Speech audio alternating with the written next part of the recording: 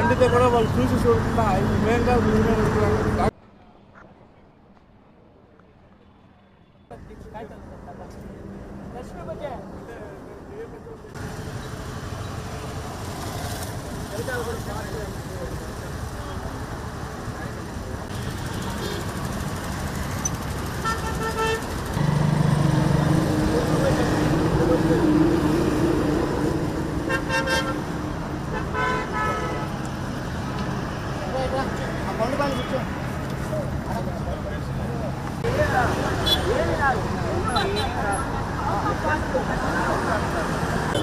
ఇట వాళ్ళంతా రంపించి వద్దేశ్వరం పడుతున్నారు. అందరు చేసేసాము. ఎవరు వికలాంగులు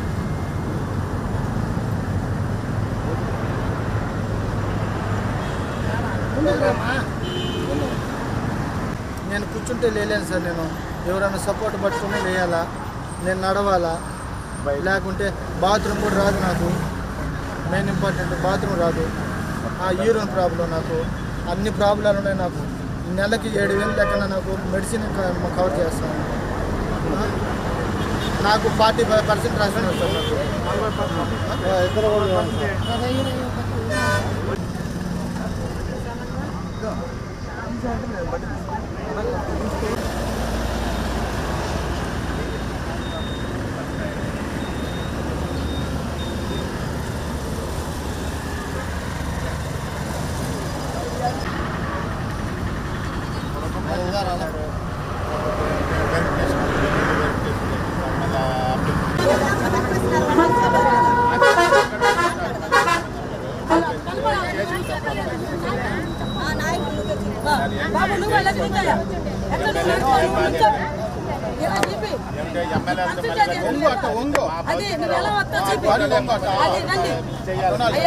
వీళ్ళని బాగా కవర్ చేయండి. వాళ్ళ బతుకులేంటి, వాళ్ళు ఎలా పని చేస్తారు, వాళ్ళకి ఏ విధంగా జీవితం.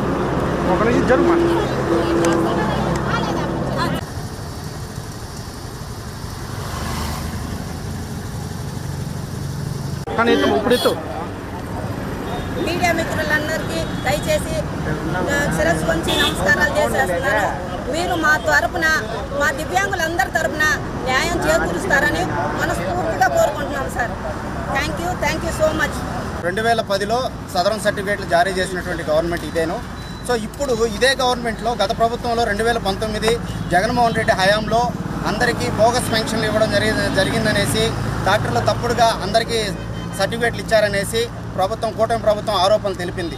సో గతంలో మీరు ఇచ్చిన గవర్నమెంట్ సర్టిఫికేట్లు పక్కన పెట్టి 2019లో జగన్మోహన్ రెడ్డి హయాంలో స్కామ్ జరిగిందని అన్నారు కాబట్టి వాటి వరకు వెరిఫై చేసి ఎవరు స్కాము, ఎవరు అర్హులో ఎవరు అనర్హులుగా ఉన్నారో కూడా మీరు దాన్ని తేల్చాల్సిన పరిస్థితి ఉండాలి. అంతేకాకుండా ఈరోజు పెన్షన్, ఇప్పుడు డిఎంహెచ్ఓ పెన్షన్ అయితేమి 15,000 నుంచి 6,000కి దాన్ని ట్రాన్స్ఫర్ చేయడం జరిగింది. 6,000 పెన్షన్ పూర్తిగా కొంతమందికి 40% కన్నా తక్కువ చేసి దాన్ని కూడా రిజెక్ట్ చేసి ఈరోజు రిజెక్ట్ చేసిన దివ్యాంగులందరూ కూడా ఇక్కడ కలెక్టర్ ఆఫీస్కి వస్తున్నారు. ఇంకా కొద్దిమంది మాత్రమే వచ్చారు. ఇంకా 100 మందిలో ఇక్కడికి వచ్చే పరిస్థితి అనేది ఉంది.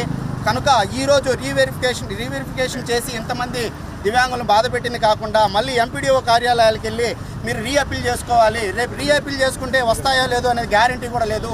ఈరోజు తల్లిదండ్రులు కూడా ఈ దివ్యాంగుల్ని మమ్మల్ని ఇంట్లో పెట్టి పోషిస్తూ కూడా వీళ్ళకి ఎలాంటి పరిస్థితి జరుగుతుందో, వీళ్ళని ఏగలేకుండా వీళ్ళతో బాధపడుతున్నాం అనే పరిస్థితి మా కుటుంబాల్లో ఎక్కువ తలెత్తుతూ ఉన్నాయి. ఈరోజు ఎంపీడీఓ కార్యాలయాల చుట్టూ, కలెక్టరేట్ల చుట్టూ, ఎమ్మెల్యేల చుట్టూ తిరగాలంటే భగవంతుడా మాకెందుకు ఇలాంటి బిడ్డలను ఇచ్చారు, మా బిడ్డలు కూడా మాకు బరువైపోయారు, మా బిడ్డలను కూడా మేము సాక్కోవాలంటే కర్మగా ఉంది, మాకు ఇలాంటి బిడ్డలు ఎందుకు ఇచ్చారు భగవంతుడా అని కూడా తల్లిదండ్రులు వాపోయే పరిస్థితి ఉంది. ఎందుకనంటే ఒక సచివాలయం చుట్టూ, ఒక ఎంపీడీ ఆఫీస్ చుట్టూ తల్లిదండ్రులు దివ్యాంగులందరినీ ఏగించుకొని తిరగాలంటే అది జరిగేటువంటి పరిస్థితి కాదు. ఈరోజు పూర్తి స్థాయిలో దివ్యాంగులకి ఈ కూటమి ప్రభుత్వంలో పూర్తిగా పర్సంటేజ్ కోతలైతేమి, పెన్షన్లు తీసివేయడం అయితే అని పూర్తి 100%లో స్కామ్ జరిగిందనేసి ఇది డాక్టర్ల నిర్లక్ష్యమా లేకపోతే గవర్నమెంట్ నిర్లక్ష్యమా? డాక్టర్ల నిర్లక్ష్యం అయితే వెంటనే డాక్టర్లందరినీ కూడా మీరు సస్పెండ్ చేయాలని నేను మా దివ్యాంగుల తరపున కోరుచున్నాను. ఇంతేకాకుండా ఇంకా తోటి దివ్యాంగులందరూ కూడా అనేక ప్రాంతాల నుంచి బస్సుల్లో వస్తూ ఉన్నారు. వీళ్ళ ప్రయాణాన్ని ఇంకా రావాలి, కలెక్టర్ గారితో మాట్లాడాలి. కలెక్టర్ గారు ఎక్కడున్నా సరే ఈరోజు మా దివ్యాంగులందరితో కూడా బయటకు వచ్చి మాట్లాడాల్సిన పరిస్థితి అనేది ఈరోజు ఏర్పడాలి.